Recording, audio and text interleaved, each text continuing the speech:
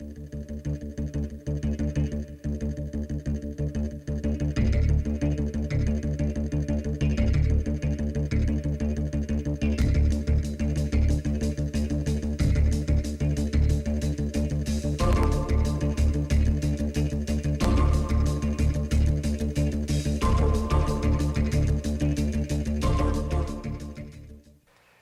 propósito de esta primera conferencia es generar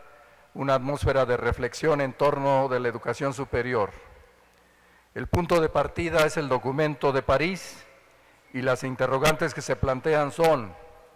¿qué se propuso entonces? ¿Cómo respondieron los países que avalaron las propuestas? ¿Y cuál es la agenda pendiente? El doctor Carlos Tunerman Bergheim, ilustre nicaragüense, es abogado y educador. Ha sido secretario general del Consejo Superior Universitario Centroamericano, rector de la Universidad Nacional Autónoma de Nicaragua por 3 periodos, director del programa de la UNESCO en Colombia, ministro de Educación, embajador de Nicaragua ante el gobierno de los Estados Unidos y la Organización de Estados Americanos, miembro del Consejo Ejecutivo de la UNESCO, consejero especial del director general de la UNESCO, asesor principal del Instituto Internacional de la UNESCO para la Educación Superior en América Latina y el Caribe, que tiene su sede en Caracas, Venezuela, presidente del Grupo Cívico, Ético y Transparencia de Nicaragua, miembro del Consejo de Administración de la Universidad de las Naciones Unidas, presidente en 2 ocasiones de la Unión de Universidades de la América Latina, la UDUAL, presidente del Consejo Centroamericano de Acreditación de la Educación Superior y presidente del Centro Nicaragüense de Escritores. Es un gran honor contar con la presencia de don Carlos Tunerman. Bienvenido, señor.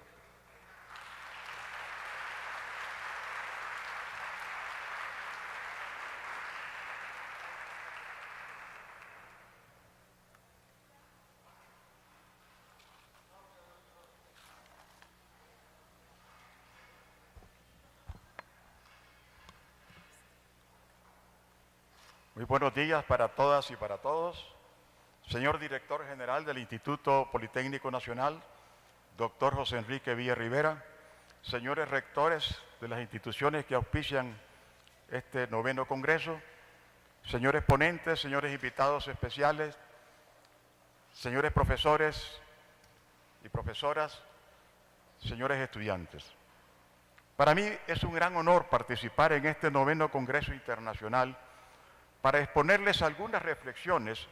a 10 años de la Declaración Mundial sobre la Educación Superior para el siglo XXI, aprobada en París en el mes de octubre de 1998. La primera conferencia mundial sobre educación superior se celebró, por cierto, en un momento muy oportuno. Desde luego que en esos años la política de los estados en relación con la educación superior se encontraba muy influenciada por las recomendaciones de los organismos multilaterales de financiamiento, en particular el Banco Mundial, lo que había conducido a una restricción de la inversión estatal en la educación superior pública y a políticas de estímulos a la privatización de la educación terciaria. Para la primera conferencia mundial, a la que asistieron más de 4.000 representantes de todas las regiones del mundo, los temas de gran relevancia para la educación superior que entonces se abordaron fueron los de la pertinencia, calidad, gestión, financiamiento e internacionalización de la educación superior.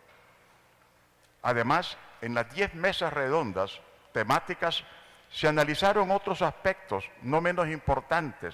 como fueron los referentes a las exigencias del mundo del trabajo, al desarrollo humano sostenible, a la formación de los docentes, las nuevas tecnologías de la información y la comunicación, la investigación, las responsabilidades de la educación superior con el sistema educativo en su conjunto, la promoción de una cultura de paz, la autonomía con responsabilidad social, etc. El éxito de la primera conferencia se debió en muy buena medida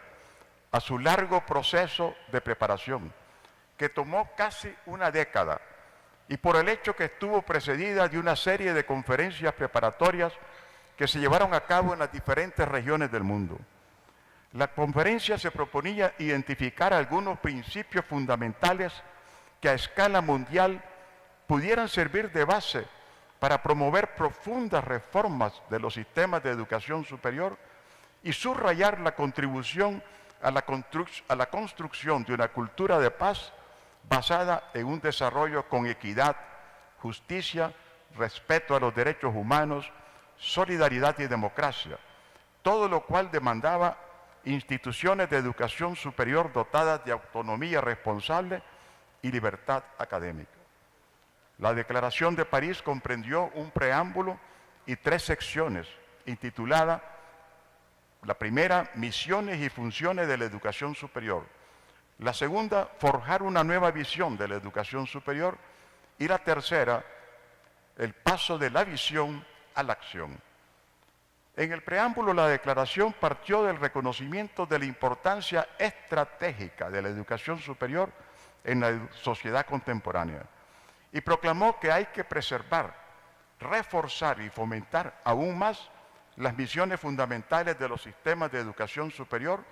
a fin de formar diplomados altamente cualificados, pero también ciudadanos responsables, y de construir un espacio abierto que propicie la formación superior y el aprendizaje a lo largo de toda la vida. Además, reconoció que la educación superior está desempeñando hoy día funciones sin precedentes en la sociedad, como componente esencial del desarrollo cultural, social, económico y político, y como elemento clave del fortalecimiento de las capacidades endógenas y la consolidación de los derechos humanos, el desarrollo sostenible, la democracia y la paz en un marco de justicia. Sin embargo, se dijo, pese a la extraordinaria expansión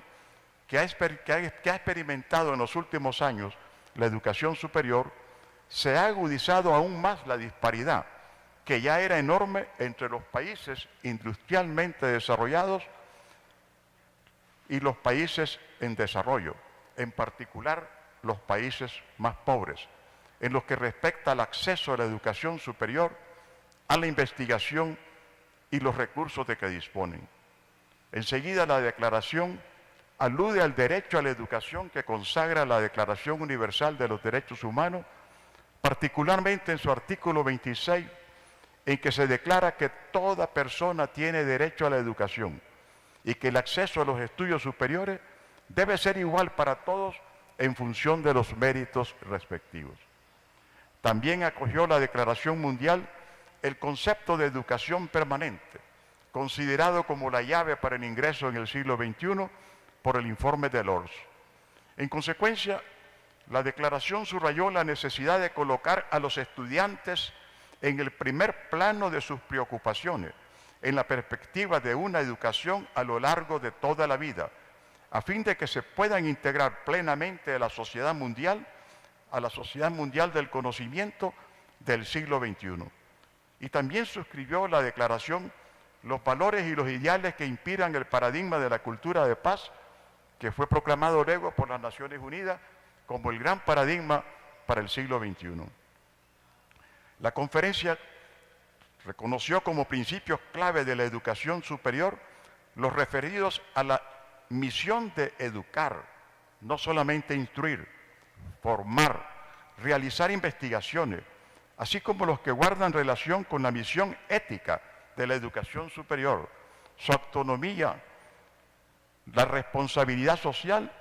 y una nueva función, la función prospectiva, imaginar escenarios futuros para nuestras sociedades. La universidad es la institución más calificada para proponer a las sociedades esos escenarios futuros. ¿Y cuál es el mejor de esos escenarios? La nueva visión de la educación superior que nos propuso la Declaración de París se basó en los principios siguientes: igualdad de acceso, el fortalecimiento de la participación y promoción del acceso de las mujeres, la promoción del saber mediante la investigación en los ámbitos de la ciencia, el arte, las humanidades y la difusión de sus resultados, la orientación a largo plazo de la pertinencia,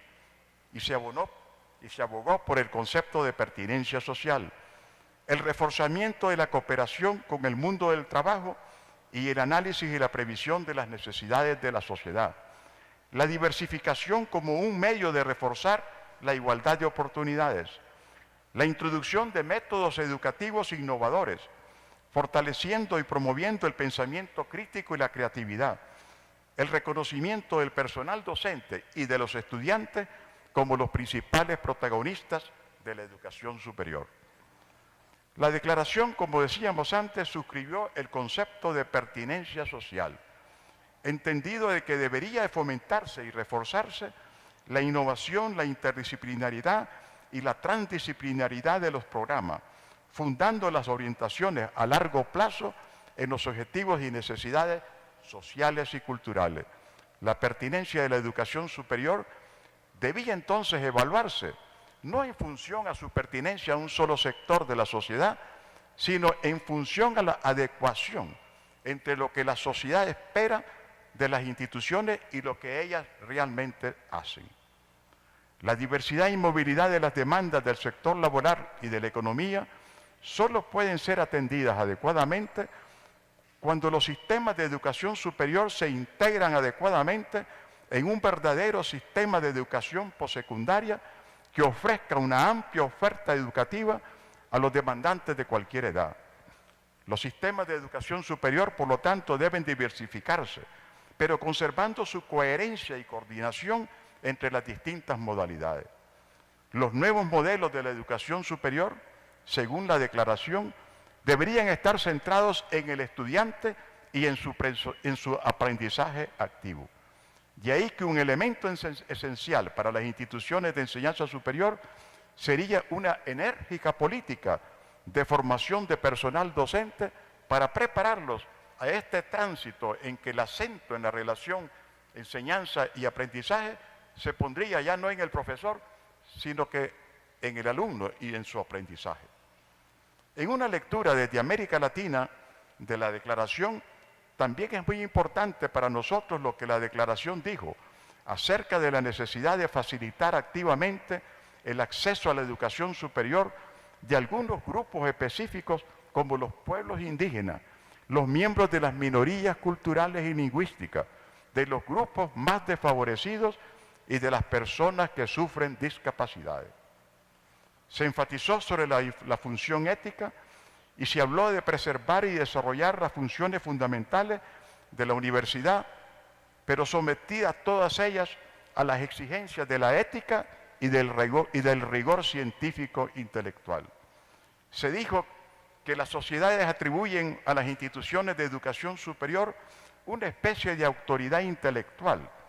que nuestras sociedades necesitan para que les ayuden a reflexionar, a comprender y para actuar.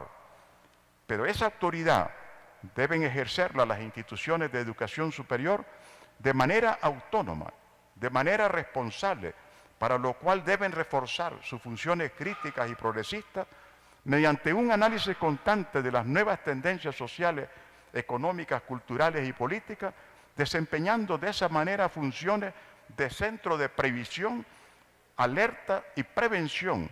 y utilizar su capacidad intelectual y prestigio moral para defender y difundir activamente valores universalmente aceptados, en particular la paz, la justicia, la libertad, la igualdad y la solidaridad, tal como han sido consagrados en la Constitución de la UNESCO. 5 años después de esta conferencia, hubo una primera evaluación un poco incompleta de sus resultados, quizás el lapso transcurrido no era muy amplio. Veamos ahora, 10 años después de esa declaración, ¿qué ha ocurrido en la educación superior de América Latina? 10 años después nos parece que el impacto de las recomendaciones y resoluciones de la Conferencia Mundial en la educación superior de nuestra región no ha sido homogéneo, ni en relación con los temas de la agenda de transformación, ni en los distintos países. Recordemos que la declaración decía que dados los cambios tan profundos que se están dando en la sociedad contemporánea, la educación superior debía iniciar un proceso de cambio, quizás el más radical de toda su historia. Y nos vemos que hay temas en los cuales ese impacto es más perceptible. Por ejemplo, como sucede en lo referente a la preocupación por la pertinencia o relevancia de la educación superior y la garantía de su calidad. No cabe duda que las directrices emanadas de la declaración contribuyeron a dinamizar los procesos que ya se habían iniciado en nuestra región de evaluación y acreditación de la educación superior. La conferencia tuvo también un apreciable impacto en el fortalecimiento de las misiones y funciones clave de nuestras instituciones. Sin embargo, hay varios paradigmas proclamados por la declaración que, si bien se incorporaron al discurso latinoamericano y caribeño que hoy día prevalece, en la práctica no han sido asumidos plenamente. Al respecto puede observarse que en aquellas universidades de la región que han emprendido el diseño de sus nuevos modelos educativos y académicos, estos modelos parten realmente de la aceptación del paradigma de la educación permanente, considerado por la Declaración Mundial como el paradigma compendio para orientar la educación al siglo XXI. Igual se advierte que en esos modelos se inspiran también en las recomendaciones de la Declaración en cuanto a la revalorización de la pedagogía universitaria, la renovación de los procesos de enseñanza-aprendizaje, donde, como decíamos antes, cada vez más debemos desplazar el acento de la enseñanza al aprendizaje para que sean los estudiantes los verdaderos sujetos de su aprendizaje. Y esto tiene grandes repercusiones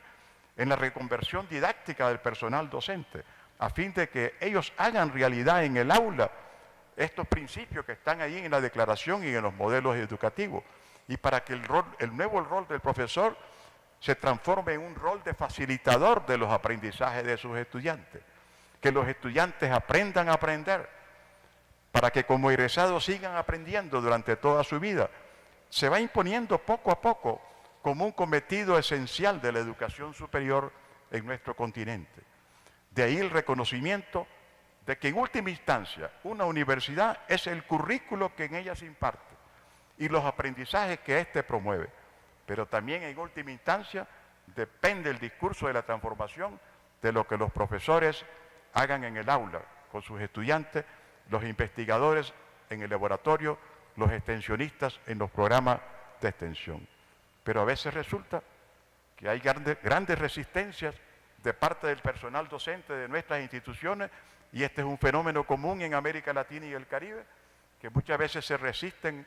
a el cambio o transformación de sus métodos de enseñanza y aprendizaje. No se quiere decir con esto que no han hecho bien lo que hasta ahora han estado haciendo. Lo que se quiere decir que lo pueden hacer mejor, y por lo tanto, quizás si se familiarizan con esta nueva didáctica para generar procesos de aprendizaje y transformar sus aulas y laboratorios en ambientes de aprendizaje y tener la modestia y la humildad de transformarse en coaprendices con sus alumnos, seguramente podríamos asegurar más que nuestros estudiantes están comprendiendo y asimilando en su estructura cognitiva los aprendizajes que nos esforzamos por transmitirles. En cuanto a la igualdad de acceso que promovía la Declaración de París del año 98, los resultados no podemos calificarlos más que como parciales, porque todavía tenemos bajas tasas de escolaridad y estas prevalecen en un buen número de países de nuestra región. Hay notables progresos en cuanto a la participación femenina en el total de las matrículas, en todas las carreras, pero no sucede lo mismo en cuanto a la igualdad de género en lo que concierne al acceso de las mujeres a los puestos en el mundo profesional y laboral, incluyendo los cargos universitarios más altos. Se ha incrementado un poco, pero no lo suficiente, la matrícula de los jóvenes de origen indígena, y los sistemas de becas han permitido un mayor acceso a los sectores más pobres, pero todavía este esfuerzo sigue siendo insuficiente. Una región como la nuestra, cuya tasa de escolaridad promedio en el nivel de educación superior tan solo es de aproximadamente 32%, tiene aún mucho camino que recorrer en este sentido, porque ya en los países desarrollados van por el 75 al 85% de tasa de escolaridad en la educación superior. Los planteamientos claves de la Conferencia de París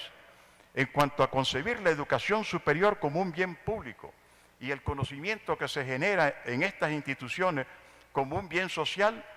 siguen librando en nuestra región la batalla frente a la pretensión de ciertos organismos, entre ellos la Organización Mundial de Comercio, que pretende reducir la educación superior a la categoría de una simple mercancía sujeta a las reglas del mercado.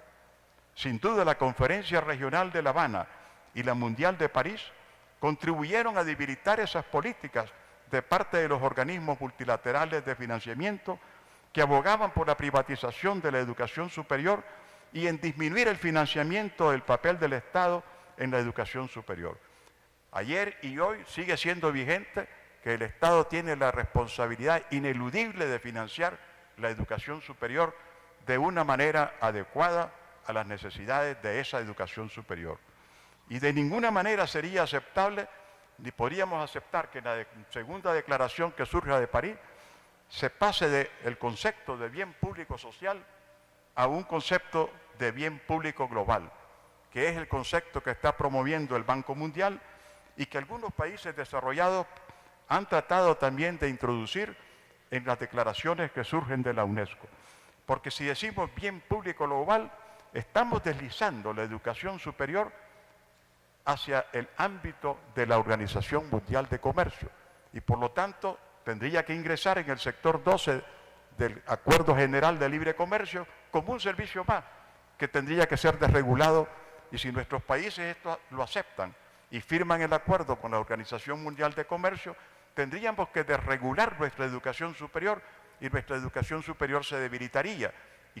quizás también se desnacionalizaría. Y ese es un peligro que tenemos que estar muy al tanto.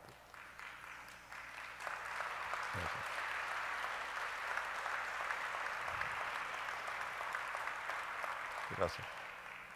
La Conferencia Mundial abogó por una autonomía con responsabilidad social. De esta manera, el concepto absoluto de autonomía o su práctica como un alejamiento de la sociedad está siendo sustituido por un concepto de autonomía de presencia en la vida de la comunidad y de una autonomía con responsabilidad social. Sin embargo, podemos señalar la aparición en nuestra región de cierta tendencia influenciada por el predominio de orientaciones mercantilistas de un peligroso concepto de autonomía corporativa que contradice los esfuerzos por renovar el concepto tradicional de autonomía. La preocupación por la pertinencia está asociándose cada vez más con la búsqueda de la calidad y su evaluación. Hoy estamos convencidos en nuestra región que calidad y pertinencia son dos caras de una misma moneda. Ningún programa puede tener calidad si no tiene pertinencia. Y de nada serviría la pertinencia si no tiene calidad. En consecuencia, es necesario que en los procesos de evaluación y acreditación evaluemos también la pertinencia social como un indicador para realmente considerar que hay calidad en un programa. Y se viene introduciendo también un concepto de responsabilidad social universitaria. Cada vez más se acepta la búsqueda de esa pertinencia mediante el desarrollo de programas basados en políticas de largo plazo, o sea, políticas públicas de Estado que trasciendan la duración de los gobiernos. Las responsabilidades de la educación superior como cabeza del sistema educativo y no simplemente como corona ornamental del sistema, vienen siendo asumidas con más frecuencia después de la Declaración Mundial. Cada vez hay más instituciones nuestras que prestan atención a la calidad y pertinencia de lo que sucede en los niveles precedentes al nivel superior. Pero todavía esto no ha sido atendido satisfactoriamente. ¿Cuán pocos institutos de investigaciones educativas tenemos en nuestra región?